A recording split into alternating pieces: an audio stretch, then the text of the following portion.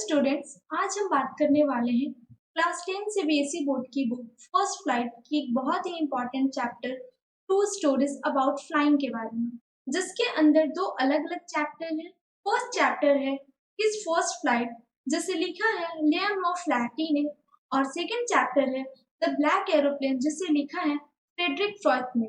इस चैप्टर में बेसिकली हम डिस्कस करने वाले हैं his first flight. His first flight basically story है सीगल की, जो कि काफी डरपोक है, उसे उड़ने में काफी डर लगता है, उसने अभी तक उड़ना नहीं सीखा है। तो इस स्टोरी में हम डिस्कस करेंगे कि कैसे ये सीगल डरते डरते ही उड़ना सीख जाता है। इस चैप्टर में जो भी डिफिकल्ट वर्ड मीनिंग होगी हम उन्हें भी डिस्कस करेंगे। So now let's discuss the explanation. The young seagull was alone on his ledge. Ledge, अगर किसी माउंटेन का जो अलग अलग पार्ट्स निकले होते हैं, अलग अलग किनारे निकले होते हैं, उन्हें हम लेज बोलते हैं। ठीक है, तो ये सीगल जो है वो इस लेज पे बैठा हुआ था और वो अकेले बैठा हुआ था। His two brothers and his sister had already flown away the day before. उसके दो भाई और एक बहन एक दिन पहले ही वहां से उड़ चुके थे। He had been afraid to fly with them. उसे उनके साथ उड़ने में डर लग रहा था, इसलिए वो सीगल उड़ नहीं पाया था और वो अभी भी इस ledge पे था। Somehow, when he had taken a little run forward to the brink of the ledge and attempted to the flap his wings, he became afraid. तो जैसा कि माउंटेन का अलग अलग पार्ट निकला हुआ है जिसे हम लेज बोलते हैं, उसी तरीके से माउंटेन्स के लेज का जो किनारा होता है उसे हम ब्रिंक बोलते हैं। तो ऐसा नहीं है कि सीगल ने ट्राई नहीं किया, उसने ट्राई किया, वो इस ब्रिंक तक भी पहुंचा, किनारे तक भी पहुंचा, उसने कोशिश की, लेकिन वो डर गया और वो उड़ नहीं पाया। The great expanse of sea stretched down beneath, and it was such a long way down, miles down. अब ये सीगल जो है जब इस किनारे पे आया और उसने नीचे की तरफ देखा, तो देखा कि ये जो सी है वो काफी चौड़ी है, काफी फैली हुई है और काफी नीचे है। उसे डर लगने लगा कि वो गलती से उड़ नहीं पाया और अगर वो गिर गया तो फिर वो बच नहीं पाएगा, और इस डर से ही वो उड़ नहीं पाया। He felt certain that his wings would never support him.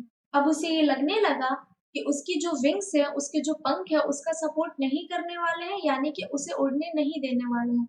So he bent his head and ran away back to the little hole under the ledge where he slept at night. तो उस seagull ने क्या किया, अब उसे महसूस हो गया था कि उसके विंग्स जो है उसका साथ नहीं देने वाले हैं, वो अब नहीं उड़ सकता है। तो उसने अपनी हेड को बेंड किया और वो उसी जगह पे चला गया, उस लेज में एक होल थी, वो वहीं चला गया जहां वो पिछली रात को सोया था। Even when each of his brother and his little sister, whose wings were far shorter than his own, ran to the brink, flapped their wings and flew away. उसके दोनों भाई और उसकी जो छोटी बहन थी जिसके पंख उससे भी बहुत छोटे थे, वो भी किनारे पे गई और उसने भी अपने पंख को फैलाया और वो भी उड़ गई। He failed to muster up courage to take the plunge which appeared to him so desperate. लेकिन उसके भाई और उसकी छोटी बहन तो उड़ चुके थे, उन्होंने अपना करज दिखाया, लेकिन सीगल को हिम्मत जुटाने में काफी डर लग रहा था और इसलिए वो काफी डेस्परेट हो गया। His father and mother had come around calling to him shrilly, upbraiding him, threatening him to let him starve on his ledge unless he flew away.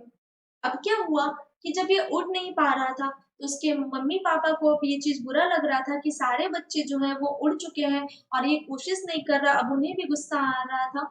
Shrilly means तीखी आवाज निकालना, upbraiding means scolding। तो वो जो है वो उस seagull को डांट रहे थे, तीखी आवाज में उसे डांट रहे थे और साथ ही साथ उसे वो डरा रहे थे कि वो उसे भूखा छोड़ देंगे अगर वो इस लेज से नहीं उड़ा तो। But for the life of him he could not move. लेकिन कहीं ना कहीं उसे डर लग रहा था कि वो उड़ेगा तो वो मर सकता है, वो गिर सकता है, इसलिए वो अपने आप को कहीं ना कहीं प्रोटेक्ट करने के चक्कर में वो नहीं उड़ पा रहा। That was 24 hours ago. Since then, nobody had come near him. लगभग 24 घंटे हो चुके थे, यानी कि 24 आवर्स मीन्स वन डे, यानी कि लगभग एक दिन से उसके पास कोई नहीं आया था। The day before all day long he had watched his parents flying about with his brother and sister.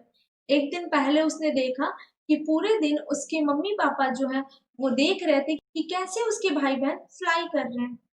Perfecting them in the art of flight, teaching them how to skim the waves and how to dive for fish.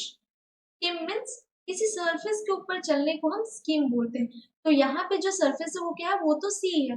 तो उसके तो seagull के mummy papa जो थे, वो जो बच्चे उनके उड़ चुके थे, उसके भाई बहन को वो सिखा रहे थे कैसे स्किम करते हैं, यानी सी के वेव के ऊपर चलते हैं और कैसे फिश को पकड़ते हैं। He had in fact seen his older brother catch his first herring and devour it. Herring means a soft fine sea fish. यानी कि इसके बड़े भाई ने, जो इस सीगल से उसका बड़ा भाई था, उसने पहली बार किसी मछली को पकड़ा भी था और उसे खाया भी था। Devour means eat hungrily or quickly. Standing on a rock while his parents circled around, raising a proud cackle. और वो जो सीगल था जिसने मछली को पहली बार पकड़ा था, वो एक रॉक पे था और उसके पेरेंट्स जो थे, वो उसके चारों तरफ राउंड राउंड घूम रहे थे और उसे प्रेज कर रहे थे कि हाँ, फाइनली उसने पहली बार किसी फिश को खुद से पकड़ना सीख लिया। टैकल इज अ साउंड जो कि वर्ड्स जो है वो प्रोड्यूस करती है। And all the morning the whole family had walked about on the big plateau midway down the opposite cliff, taunting him with his cold eyes. और अब क्या हुआ कि वहां से तो उसके मम्मी पापा को और अपने भाई बहन को देख भी पा रहा था, लेकिन अब उसके मम्मी पापा जो है वो डिफरेंट प्लेटो पे जा रहे हैं, डिफरेंट पठार पे जा रहे हैं और जाते जाते सभी लोग जो है उसको टॉन्ट करके जा रहे हैं कि वो कितना बड़ा डरपोक है। The sun was now ascending the sky.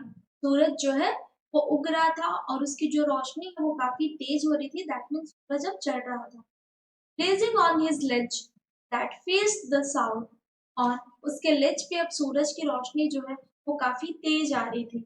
He felt the heat because he had not eaten since the previous nightfall. अब जाहिर सी बात है, कोई अगर भूखा रहेगा काफी टाइम से तो उसे हीट भी ज्यादा लगती है और कोल्ड भी ज्यादा लगती है। तो सीगल के साथ भी वही हो रहा था, क्योंकि उसने भी कुछ खाया नहीं था, उसे बहुत ज्यादा हीट लग रही थी। He stepped slowly out to the brink of the ledge and standing on one leg with the other leg hidden under his wings. तो सीगल ने क्या किया, तो वो उस लेज के ब्रिंक पे गया, यानी कि उस लेज के किनारे पे गया और वहां उसने अपने एक पैर को अपने विंग के अंदर छिपा लिया और एक पैर पे वो खड़ा हो गया। He closed one eye, और फिर उसने अपनी एक आंख को बंद कर लिया। Then the other and pretending to be falling asleep. तो वो अब ये दिखावा करना चाह रहा था कि वो अब बेहोश हो रहा है। Still, they took no notice of him. लेकिन उसके फैमिली मेंबर ने किसी ने भी उस पे नोटिस नहीं किया। He saw his two brothers and his sister lying on the plateau, dozing with their heads sunk into their necks. Dozing means sleeping. तो अब उसने देखा कि उसके दो भाई और जो उसकी बहन है, वो जिस प्लेटो पे भी गए हैं, वहां पे वो सो रहे हैं और उन्होंने अपनी हेड को अपनी नेक में छुपा लिया है। His father was spraining the feathers on his white back. और उसके फादर जो है वो अपनी फेदर को, यानी कि उनके पंख में जो फेदर लगी हुई थी, उसको साफ कर रहे थे। Only his mother was looking at him. जैसा कि हम सभी जानते हैं कि बच्चे कैसे भी हो, माँ उनसे बहुत ज्यादा प्यार करती है। तो सारे लोग तो अपने अपने काम में बिजी हैं, खुद सो रहे हैं तो उसके फादर अपने विंग्स को क्लीन कर रहे हैं, लेकिन उसकी मदर जो है वो बस उसे देख रही थी। She was standing on a little high hump on the प्लेटू, और वो उस प्लेटू के एक ऊंचे से हम पे, जैसे कि मान लो ये जो पठार होता है, तो ये प्लेटू है और उसकी मदर जो है वो यहाँ से उसको देख रही थी। हर वाइट ड्रेस thrust forward, और उनके जो व्हाइट ब्रेस्ट थे वो उस सीगल की तरफ थे। Now and again she tore at a piece of fish that lay at her feet and then scraped each one side of her beak on the rock. फिर उसकी मदर ने क्या किया कि जो फिश उनके पैर के पास लेटी हुई थी, जिसको उन्होंने पकड़ा था, तो उस फिश को वो फाड़ फाड़ के खाने की कोशिश कर रही थी और उसके साथ साथ अपनी चोंच को और नुकीला बनाने के लिए उस चट्टान पे उसको रगड़ रही थी। The site of the food मैडेंड him.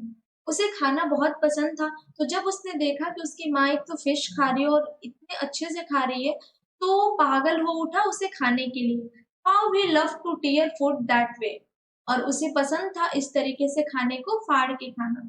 Scrapping his beak now and again to wet it, और फिर वो जो सीगल है वो भी अपनी माँ की तरह चोंच को रगड़ना चाहता था और उसे खाना चाहता। गा गा गा, he cried begging her to bring him some food. गा गा गा एक साउंड है जो सीगल ने, जो कि डिफरेंट लेज पे फंसी हुई है, उसने ही इस साउंड को निकाला और वो खाना मांग रही थी। Coca-Cola, she screamed back derisively. Means in a manner showing someone that he or she is a stupid. यानी कि वो जो सीगल है वो अपनी माँ से खाना मांग रहा था एक साउंड प्रोड्यूस करके, लेकिन उसकी माँ जो है वो उसे डांट रही थी कि हाँ वो उसे खाना नहीं देगी। But he kept calling plaintively. Plaintively means having a sad quality. लेकिन वो जो था वो अपना ट्राई करते रहा, वो अपनी माँ से खाना मांगते रहा। एंड आफ्टर अ मिनट और show he uttered a joyful scream, और कुछ टाइम के बाद वो खुशी के मारे चिल्ला उठा। His mother had picked up a piece of the fish and was flying across to him with it. उसने देखा कि उसकी मदर ने एक फिश को अपनी चोंच में पकड़ा है और वो उसकी तरफ उड़ के आ रही है। He leaned out eagerly, tapping the rock with his feet. और वो उस रॉक पे, उस लेज पे काफी तेजी से अपने पैर से चलते चलते अपनी माँ की तरफ वो भी बढ़ रहा था। Trying to get nearer to her as she flew across. वो भी अपनी माँ के और नजदीक आना चाहता था क्योंकि उसकी माँ उधर से फिश को लेके उड़ते हुए आ रही थी और वो इधर अपने पैर से चलते चलते चलते जा रहा था। But when she was just opposite to him, she halted her wings motionless, the piece of fish in her beak almost within reach of his beak. तो अब इस सीगल को फील हो रहा था कि उसकी मदर जो है उसके लिए अब खाना लेके आ रही है। वो काफी एक्साइटेड हो उठा कि अब उसकी मदर उसकी तरफ आ रही थी, लेकिन जैसे ही वो उसके पास आई उन्होंने अपने डायरेक्शन को चेंज कर लिया, यानी कि सीगल की मदर उसके पास नहीं गई, उसके पास से बिल्कुल डायरेक्शन को चेंज कर ली। उन्होंने अपने विंग्स को धीरे-धीरे रोकने का कोशिश किया और फिर उन्होंने अपने बीक में उस फिश को लेके वो वहां से दूसरे डायरेक्शन में चली गई। He waited a moment in surprise, wondering why she did not come nearer, and then, maddened by hunger, he dived at the fish. उसने तो इंतजार किया था कि हाँ उसकी मदर आ रही है उसके पास फिश को लेके जिसको वो खाएगा, काफी एक्साइटेड था वो। लेकिन जब उसने देखा कि उसकी मदर बिल्कुल उसके पास आके अपोजिट डायरेक्शन में चली गई, तो वो भूख से पागल हो उठा और उसने डाइव किया किस पे, फिश के लिए। With a loud scream he fell outward and downward into space, और उसे पता नहीं चला कि कब वो फाइनली फ्लाई करने लगा है और वो तीखी आवाज निकालते हुए काफी जोर से चिल्लाते हुए वो अपवर्ड और डाउनवर्ड जाने लगा। Then a monstrous terror seized him and his heart stood still. लेकिन जब उसे ये एहसास हुआ कि वो फाइनली फ्लाई कर रहा, तो काफी डर गया और उसकी धड़कन जो है वो कुछ टाइम के लिए थम गई। Could hear nothing, उसे कुछ भी सुनाई नहीं दे रहा था। But it only lasted a minute, लेकिन ऐसा उसके साथ 1 मिनट के लिए ही हुआ। The next moment he felt his wings spread outwards. लेकिन अगले ही पल उसे ये एहसास हुआ कि उसके पंख खुल चुके हैं, उसका सपोर्ट कर रहे हैं और वो उड़ रहा है। The wind rushed against his breast feathers. और उसकी जो फेदर्स थे वो उस हवाओं को चीरते हुए वो आगे की तरफ जा रहे थे। Then under his stomach and against his wing, he could feel the tips of his wings cutting through the air. लेकिन जो उसके पेट के नीचे का हिस्सा था जहाँ पे उसके विंग्स थे, उसे वहां से फील हो रहा था कि फाइनली उसके विंग्स जो है वो एयर को काट रहे हैं और वो आगे बढ़ रहा है। He was not falling headlong now. तो अब उसे ये डर नहीं था कि अब वो कहीं गिर पाएगा। He was soaring gradually downward and outwards. अब वो ऊपर नीचे करके वो उड़ रहा था। He was no longer afraid. अब उसे उड़ने में डर नहीं लग रहा था। He just felt a bit dizzy. Dizzy means uncomfortable feeling. लेकिन उसे अब थोड़ा uncomfortable feel हो रहा था क्योंकि इससे पहले उसने कभी फ्लाई नहीं किया था। उसकी फर्स्ट फ्लाई थी ये, तो इस वजह से वो थोड़ा नर्वस भी था। Then he flapped his wings once and he soared upwards. लेकिन फिर उसने अपने पंख को एकाएक फैलाया और फिर वो उड़ने लगा। गा गा गा गा गा गा, वो बोला। His mother spoke past him. उसकी मदर जो है वो काफी खुश हो गई कि फाइनली वो सीगल उड़ रहा है, तो वो उसके बिल्कुल पास से गुजरी। Her wings making a loud noise. और जब उसकी मदर जो है उसके पास से गुजर रही थी, तो उनके पंख से बहुत ज्यादा आवाजें आ रही थी। He answered her with another scream. और उसने उनको आंसर किया और चिल्ला के, दूसरी बार चिल्ला के। Then his father flew over him screaming. He saw his two brothers and his sister flying around him, curveting, banking and soaring and diving. ये अलग-अलग तरीके हैं जिस तरीके में बर्ड जो है वो फ्लाई करते हैं। Curveting means sleeping like a horse. तो उसी तरीके से ये सारे जो है वो अलग-अलग तरीके हैं जिनसे बर्ड्स जो है वो फ्लाई करते हैं। Then he completely forgot that he had not always been able to fly. तो अब ये भूल चुका था उड़ते-उड़ते कि ऐसा भी कोई टाइम था कि इसे उड़ना नहीं आता। and commended himself to dive and soar and curve shrinking shrilly. और वो तीखा आवाज निकालते निकालते वो डाइव करने की भी कोशिश कर रहा था, वो कर्व करने की भी कोशिश कर रहा था, तो वो सारी चीज अब धीरे धीरे सीख रहा था. He was near the sea now, flying straight over it, facing straight out over this ocean. अब वो जो सीगल था वो अब सी के ऊपर आ चुका था, यानी अब वो यहाँ पे sailing को सीखता, वो उस ओशियन के ऊपर उड़ रहा था और सारी चीजों को देख रहा था. He saw a vast green sea beneath him, with little wrist moving over it, and he turned his beak sideways and coughed amusedly. Cough means a sound produced by the bird. तो उसने अब देखा कि एक बड़ी सी है उसके नीचे, जिसके पानी का कलर कैसा है, ग्रीन कलर का है. तो अब उसे ये सारी चीजें बहुत अच्छी लग रही थी. उसे अपने नीचे एक बहुत बड़ा सा सी दिख रहा था जिसके पानी का कलर कैसा था, हरे रंग का था. वो उस पे मूव कर रहा था, वो अपनी सारी चीजों को एंजॉय कर रहा था और फिर वो अपने बीक से अलग-अलग तरीके की आवाज निकाल रहा था. His parents and his brothers and sister had landed on the green flooring ahead of him. क्योंकि उसके भाई बहन ने भी स्किमिंग सीख लिया था, तो उसके पेरेंट और उसके भाई बहन जो थे वो सी के ऊपर लैंड कर रहे थे, यानी कि स्किम कर रहे थे. They were beckoning to him, calling shrilly. और वो अलग-अलग तरीके की आवाजें निकाल रहे थे. Beckoning means signaling him to follow them. तो वो उसे ये बोल रहे थे कि आप हमें फॉलो करो और हमारी तरीके से सारी चीजों को सीखो. लाइक स्किमिंग सीखो, how to dive for fish सीखो, कैसे फिश को पकड़ते हैं, ये सारी चीजें सीखने को. तो जैसा कि मैंने आपको पहले ही बताया कि उसके जो पेरेंट थे उन्होंने उसके भाई बहन को स्किमिंग, डाइविंग फॉर फिश सारी चीजों को सिखा दिया था. तो वो सारे जो है वो ग्रीन फ्लोर पे यानी कि उस शी पे लैंड कर रहे थे, वहां पे आ चुके थे. They were beckoning to him, calling shrilly. That means beckoning means signaling him to follow them. तो वो लोग जो है वो उसको सिग्नल दे रहे थे कि आप हमें फॉलो करो ताकि वो सारी चीजों को इसे सिखा पाए. Like skimming, how to dive for fish, तो ये सारी चीजें उसे सिखा पाए. He dropped his legs to stand on the green sea. तो उसने अपने लेग को जो है वो उस ग्रीन सी को स्टैंड किया, यानी कि उस सी का जो सरफेस था उसके ऊपर अपने पैर को रखा. His legs sank into it. और उसके पैर जो है वो उससे काफी गीले हो गए, उसके पैर जो है वो डूब गए. He screamed with fright and attempted to rise again, flapping his wings. अब उसे डर लगने लगा जब उसने अपने समुद्र के ऊपर अपने पैर को रखा और उसके पैर जब डूब गए तो फिर से चिल्लाया और फिर से अपने विंग्स को फ्लैप कर वो ऊपर उड़ गया. But he was tired and weak with hunger and he could not rise. लेकिन क्योंकि उसने कुछ भी नहीं खाया था वो काफी थक चुका था और वो अब अच्छे से उड़ भी नहीं पा रहा था. Exhausted by the strength exercise, और वो सारी ये स्ट्रेंथ एक्सरसाइज के लिए जो ये नई नई एक्सरसाइज थी वो उनसे काफी थक चुका था. His feet sank into the green sea. अब उसके पैर जो है वो समुद्र में डूब रहे थे. And then his belly touched it. और फिर उसके जो पेट थे वो भी उस समुद्र के पानी को टच कर रहे थे. And he sank no further. लेकिन उसके बाद वो फिर नहीं डूबा, बस उसके पैर ही गीले हुए और उसकी टमी जो थी वो गीली हुई, इसके अलावा और कुछ नहीं हुआ. He was floating on it. और फिर वो उसके ऊपर फ्लोट करने लगा.